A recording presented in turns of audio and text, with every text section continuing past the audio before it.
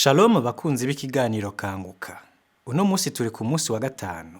Mu kanya gato, mugira mukurikira ikiganiro co muri kano gatondo.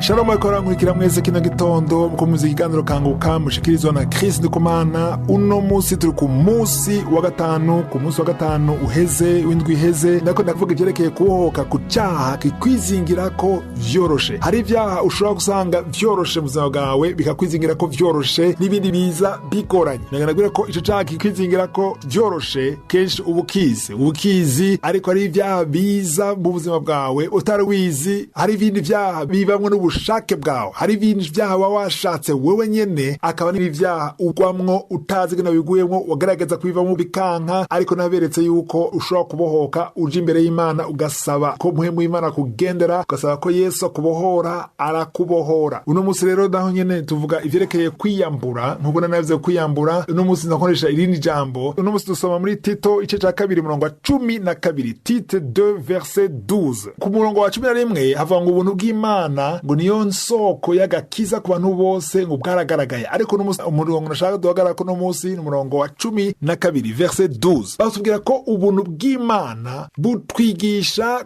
kwikunkumura canke kwiyambura canke kwikunkumura kutubaha Imana no kwifuza ivy'isi. La grâce nous enseigne à renoncer. Twigisha kwikunkumura canke kwiyambura l'impiété canke kutubaha Imana hamwe no gukunda ivy'isi, hamwe katwigisha no kuba muri iki gihe twisunze ubwenge no kugororoka hamwe no kubaha Imana. Amajambo arakomeye cyane kuko twereka yuko ubuntu bw'Imana ntibutuma dukora icyaha. Abantu baza ngo ubuntu bw'Imana butuma ukora ivyo ushatse byose ngo ari ubuntu bw'Imana. Oya, ubuntu bw'Imana buratwigisha kwikunkumura canke kwiyambura kutubaha Imana hamwe no gukunda ivy'isi. Rero no musi ndashaka vy'ukuri twumve yuko ijambo ry'Imana ritwereka yuko dukwiye kuronka ubuntu bw'Imana. Dusenge kugira turonke ubuntu bw'Imana. Ukwiye kwikunkumura kutubaha Imana. Kutubaha Imana n'abantu batubaha Imana babisuzugura bakabona yuko ataco bivuze, hakaba no kugira ukwifuza ivy'isi. Isi irimwo ibigeragezo vyinshi, turetse ubusambanyi gusa, hari n'ibintu vyinshi bifatika biboneka ubona n'amaso wifuza. Rero ivyo byose ngo ukwiye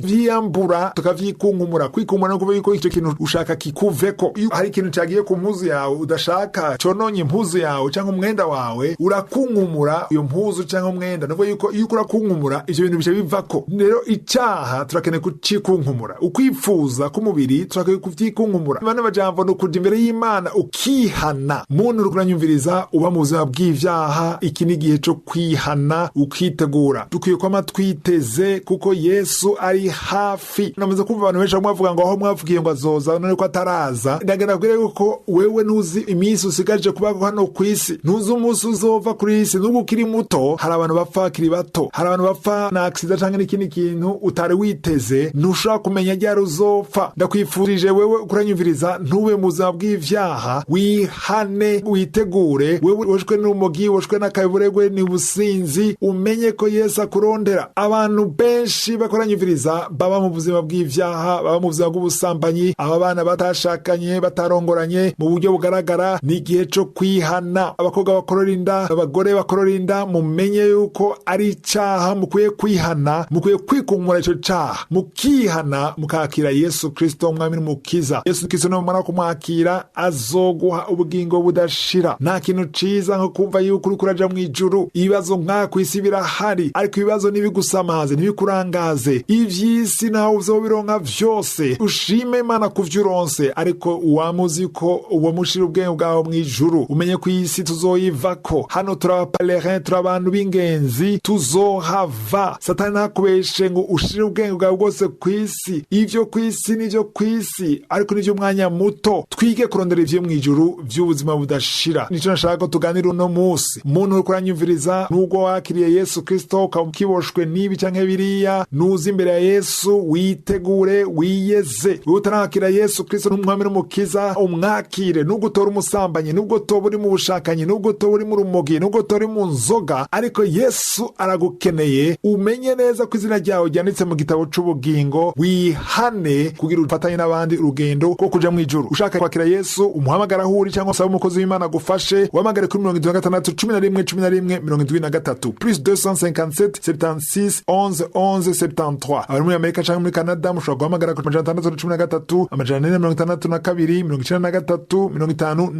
613 462 93 52.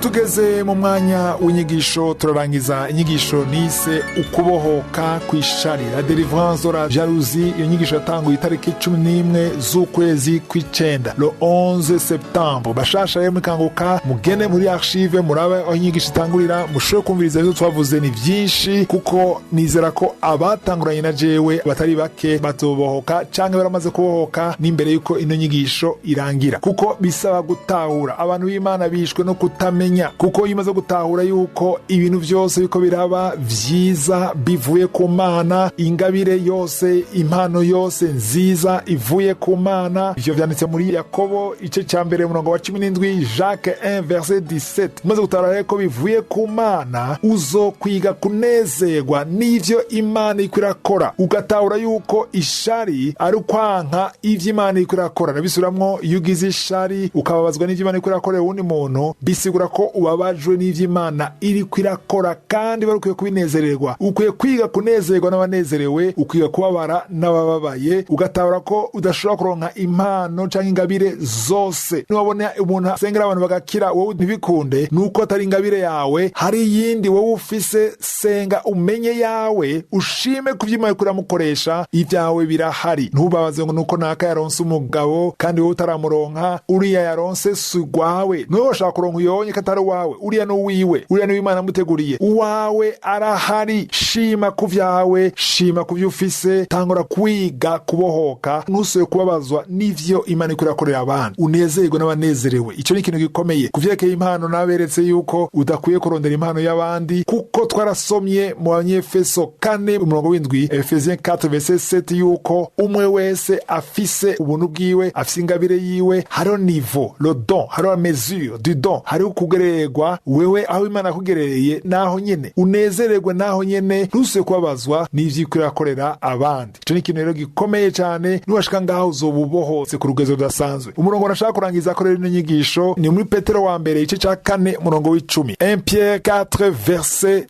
10. Umurongo w'icumi havuga ngo, comme de bons dispensateurs de diverses grâces de Dieu, ngo dukwiye kuba abantu batanga ubuntu butandukanye bw'Imana. Gutanga nico shaka guhereza ko no musi. Umuntu agira ishari si umuntu atanga, n'umuntu yakira ashaka ivyiwe gusa. Ariko Imana inezego abantu bashaka kwakira. Imana ikunda aba dispensateur. Dispensateur n'umuntu atanga. Umuntu atanga yiyumvira gutanga. Hari ingabire ufise, hari impano ufise, mbega ninde ayunguka ko? Que chacun de vous mette au service des autres. Umwe wese ashire ku bw'abandi le don qu'il a reçu. Ingabire waronse, impano waronse. Nimba uri muririmvyi, abandi bashobore kunguka ku iyo ngabire yo kuririmba. Ntugende kudandaza impano, ntugende kudandaza ingabire, kuko benshi no musi nivyo bigezeho. Abantu barakoresha ingabire zabo bakazidandaza. Yumvire no kuvuga ubutumwa no kwigisha ijambo ry'Imana, hageze aho uteza kwishura kuriha amafaranga kugira ushobore kwinjira. Ivyo nye biratandukanye n'ivyo Yesu yavuze mwahawe ku buntu mutange ku buntu. Ni kuvuga yuko iyo ngabire ufise, iyo mpano ufise, reka abandi bayironke ko, bayamure ko, si ivyawe. Ntuvuge ngo bisaba amafaranga. Imana izoguhezagira niba ufise uwo mutima, niba ufise umutima wo gutanga, Imana izoguhezagira. Genda uririmbe udatoje amafaranga, genda uvuge ubutumwa udatoje amafaranga, genda utange, Imana izoguhezagira. Ntuzayizocisha. Ivyo ndabibwira ko benshi barabikoze kandi barabonye ubuntu bw'Imana. Imana izoguhezagira. Reka gusaba amafaranga, tanga. Reka gusaba, ahubwo nutange. Twige gutanga, tuba aba dispensateur, tureke kuba aba conservateur. Tugumana ivyacu tukabidandaza. Birababaza Imana iyo ufashe impano yawe canke ingabire yawe ukayidandaza. kwidandaza, bigeza aho abantu kugira babasengere basaba amafaranga. Nanumvise abantu henshi muri Afrika kugira bagusengere babanza gusaba amafaranga. Umuntu amutelefona kugira gusengere banza urungike kuri Western Union kugira gusengere. Ntushobora gusaba amafaranga kugira utange ico Imana yaguhereye ubuntu. Ico rero nashaka kugihereza ko kuko kirateye ikibazo. Nico gituma abantu bagira ishari, kuko ugira ishari kuvuga uti ni jewe naye kubironka, ni jewe nashaka kubironka. Oya, kugira ubohoke kwishari waza kugira vision canke iyerekwa yo mwijuru, iyerekwa y'ubwami bw'Imana. Twige kubona ubwami bw'Imana, twige kurondera inyungu z'ubwami bw'Imana, kuko niwaguma urondera inyungu ziwawe utegerezwa kugira ishari. Ishari riraba wewe gusa. Ariko niwahindura iyerekwa ugatanga kubona ivy'ijuru, nko mu Kolosai 3:2, Colossiens 3:2 havuga ngo affectionnez-vous aux choses d'en haut, mukunde cyane mwifatanye n'ivyo hejuru, ariko nimurabe ivyo kwisi, non c'est qui sont sur la terre. Nimwaguma mwitaho byo kwisi mutegerezwa kugira ishari, ariko niwitaho ivy'ijuru uzonezerwa n'ivyo Imana iko irakora. Nta kuntu wogira ishari uko uranezerwa n'ivyo Imana iko irakora. Ari niho inyigisho irangiye, nimba yaguhezagiye uzoyihe uwundi azogushimira. Ku munsi wa mbere tuzotangura ikindi gitabo ca Bibiliya. Mwibuke ko ejo ari umunsi wo gusengera abagwayi. Ndo bahezagire, mugire umunsi mwiza. Nizeye ko mwubatswe, ntimwibagire gufyonda ku gakengeri kugira ngo muze muramenyeshwa igihe cose dushizeko ikiganiro gishasha. Muhezagirwe cane.